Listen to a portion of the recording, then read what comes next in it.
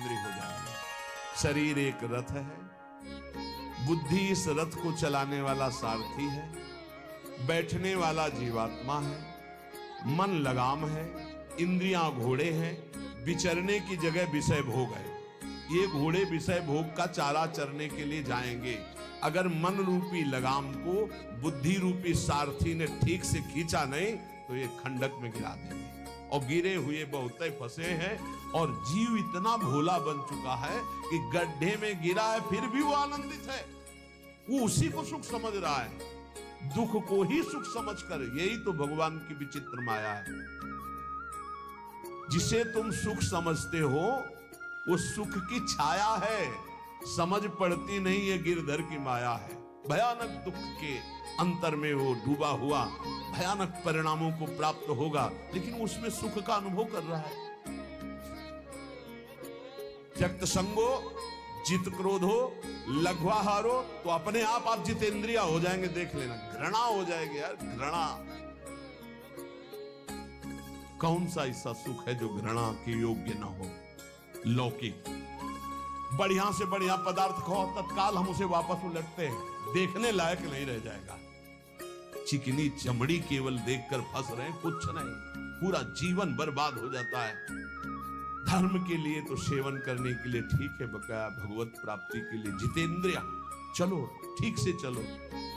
पिधाय बुद्ध्या द्वाराणि मनो ध्याने निवेशयेत्, शून्ये स्वेवावकाके गुहासुचो वनेसुचो, नित्य युक्ता सदा योगी ध्यानम सम्यक उपक्रमेत।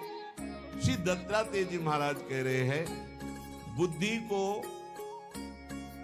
परमात्म चिंतन से इतनी बलवान बनाओ कि अपनी इंद्रियों के द्वारों से घसीट कर उसे भगवान में स्थित करो। हर इंद्रिय द्वार बंद, अंतर्मुख इंद्रियों को करके परमात्म चिंतन में लग। शून्य स्वेवावकाशेषु, एकांत स्थल में कुछ देर बैठने का अभ्यास करना चाहिए। एकांत सुख मास्यताम, 24 घंटे में 48 मिनट का तो रख ही लो शांत एकांत। अपने कमरे में शयन के समय आधा पौन घंटा अगर आप निकाल पावे, बड़ा आनंद आएगा।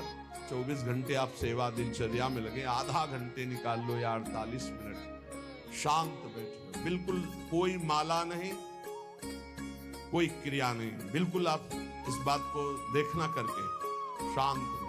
पहले बैठ जाओ। अब देखो आपका मन कहां है, तत्काल देखिए। जो ही शांत बैठे, अब है कहां? जो सामने रूप आ रहा है, चाहे वो वस्तु हो, व्यक्ति हो, स्थान हो, उसमें तुम्हारी ममता है, उससे तुम्हारा संबंध है। वस्तु, व्यक्ति, स्थान, प्रभु आ रहे हैं कि संसार का कोई वस्तु, व्यक्ति, स्थान आ रहा है? यदि कोई संसार का वस्तु, व्यक्ति, स्थान आ रहा है तो तत्काल उसमें भगवत भावना करो, या वहां से हटा के तत्काल अपने गुरु मंत्र में लगाओ। शांत एकदम बैठो। अब उस समय जांच करो कितनी बार किसका रूप आया। प्रभु का कितनी बार आया, संसार, और जिसका जितनी बार आए उससे अधिक नंबर देखिए कि 5 बार तो उस पुरुष का आया, 5 बार उस स्त्री का आया, और एको बार प्रियाजू का नहीं आया। इसका मतलब अभी प्रियाजू में हमारा मन नहीं लगा, अभी यहां स्त्री पुरुष में, वस्तु में, व्यक्ति में, स्थान में लगा। जांच करो और हृदय में पश्चाताप करो। धिक्कार है, इतना समय हो गया, एक बार भी प्रियालाल का रूप नहीं आया। यही सांसारिक रूप आ रहे, ये सांसारिक वस्तुएं आ रही। धिक्कार है हमारे मन को, धिक्कार है हमारे जीवन को। ये हम आपको आंतरिक बात कह रहे हैं। पूज्य भाई जी महाराज, जिस समय मन को धिक्कार दिया जाता है, जलन होती है, जब जलन होती है तो निर्मल होता है, निर्मल होता है, निष्पाप होता है, मल भस्म होता है। जो ताप अंदर मन में होता है प्रायश्चित का, उससे। अब बार बार सामने आपको जो गुरु मंत्र मिला है उसको लिखिए। कोई माला नहीं, बहुत आराम से, कोई जल्दीबाजी नहीं, 1 मिनट में एक बार लिखेंगे। यहां कोई संख्या हम नहीं बोल रहे, यहां कोई आपको नहीं कि 108 बार करना है कि 50 बार करना, 5 बार करो केवल। हम कह रहे 5 बार आराम से लिख रहे हैं।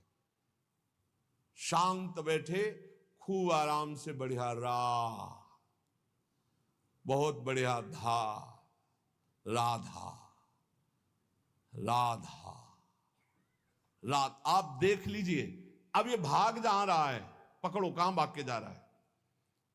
इस वस्तु से क्या संबंध है, इस व्यक्ति से क्या संबंध है, कितनी बार इसको छुआ है, देखा है, भोगा है, मिले हैं, सूंघा है, कितनी जन्मों में। धिक्कार तुझे मन, जो तू राधा नाम को छोड़कर, प्रियाजू के इस अमृत में नाम को छोड़कर भाग रहा है, फिर उसे लाओ नाम में, फिर लाओ नाम में।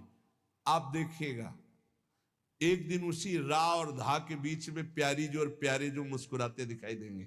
देख लेना, एक समय 24 घंटे में ऐसा निकालो जिस समय आप अपनी अंतःकरण की वृत्ति को बार बार बाहर जाते हुए घसीट कर अंतर में लगाओ।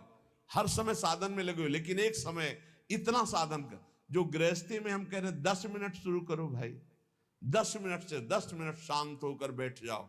10 मिनट बैठने में क्या परेशानी, उस समय जांच करो, जहां जहां मन जाए वहां से हटाकर नाम में लगाओ। बार बार सुंदर स्वर्णिम अक्षरों से नाम लिख रहे, रंग बिरंगे अक्षरों से, रा और रंग से, बड़ी आ की मात्रा और रंग से, धा और रंग से, बड़ी आ की मात्रा और रंग से, ऊपर के ऐसे खेलो, मन को खिलाओ, राधा नाम में खिलाओ, डुबाओ इसमें। आप देख लेना, हमारी बात को समझ लो। केवल ये वो बात कह रहे हैं जो आपको प्रियाजू के रूप के ध्यान में डुबो देगी। यही राधा नाम रूप प्रकाशित करेगा। तेरो रूप कहे त नहीं आवे, श्री हरिवंश कछुक जस गावे, वो रूप ये प्रकाशित कर देगा। तो कह रहे शून्य स्वेवाव काशेषु, एकांत स्थान में जहां आपको विक्षेप न पड़े।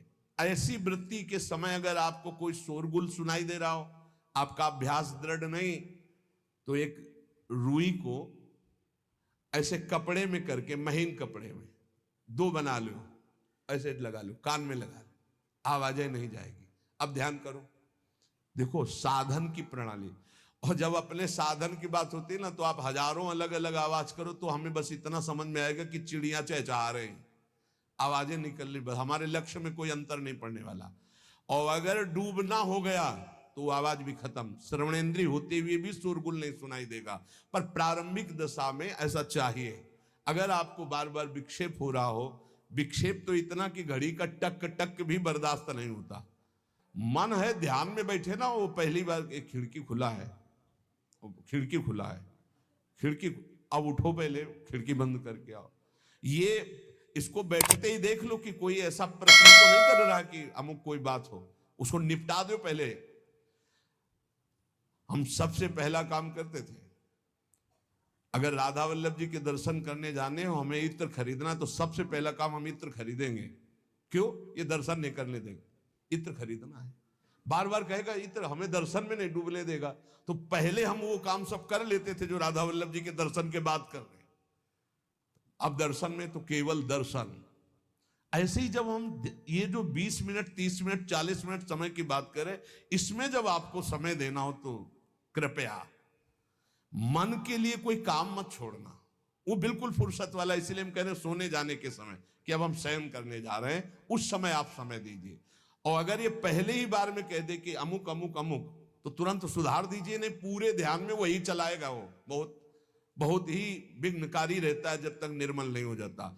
और जिस समय नाम पकड़ने लगता है, ऐसा आनंद आता है कि केवल रोने का मन करता है। आप इसको करिएगा जरूर, एकांत स्थल पे करिएगा। और जब ये करने विघ्न करे तो कान में श्रवण होता रहता है शोरगुल। तो ये हमने किया है प्रारंभ में, रुई में ऐसे, और एक महीन कपड़ा का बना के ऊपर कपड़ा से इसे और ऐसे खूब ठास के भर ले, अब आवाजें ले जाएगी।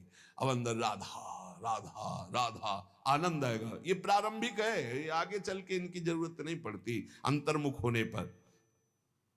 तो एकांत स्थल में जब इस तरह से साधना की जाती है तो उपासक का चित्त भगवदाकार होने लगता है। कह रहे हैं वही सच्चा सन्यासी है। वाग्दंड कर्मदंडश्च मनोदंडश्च ते त्रयः यस्यैते नियता दंडा सत्यदंडी महायति। श्री दत्तात्रेय जी महाराज कह रहे हैं वाग्दंड, जिसने वाणी को वाग्दंड मौन में स्थित कर दिया। वाग्दंड यही प्रपंच की वार्ता नहीं बोलनी, भगवद वार्ता केवल बोलनी। वाणी को दंडित करो, ये बहुत चटर चटर प्रपंच की बातें करती, नाम जपने में इसको थकान लगती है, प्रपंच की बातें करने में नहीं। इसलिए इसको मौन के द्वारा वाणी को शासन में रखो, या तो भगवत चर्चा या मौन।